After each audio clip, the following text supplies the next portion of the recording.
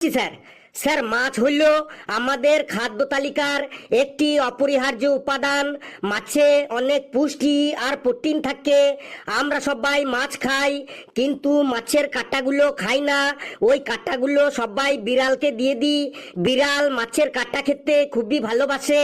এই বিড়ালের তুলতুলে মার্কা 4টি পা আছে, পেয়ারা পাতার মতো 2টো কান আছে, বোতল পরিষ্কার করা ব্রাশের মতো একটা লেজ আছে, হলুদ রঙের গুলির মতো 2টো চোখ আছে, করাতের মতো ধারালো 30টা দাঁত আছে, 4টে পায়ের প্রতিটা আঙুলে মাছ ধরা বড়শির মতো বাঁকা পড়া নখ আছে, মুখে চিংড়ি মাছের মতো সরু সরু গোপ আছে। বিড়ালের পুরো বডি কার্পাস তুলোর মতো লোমে ভর্তি থাকে। বিড়াল নানা প্রজাতির হয়, যেমন মিনি বিড়াল, হুল্লো বিড়াল, মেছো বিড়াল, বন্য বিড়াল। 2টো বিড়ালে যখন মারামারি করে তখন এইভাবে চিল্লাচিল্লি করে, ম্যাও ম্যাও ম্যাও আউ ম্যাও ম্যাও ম্যাও আউ।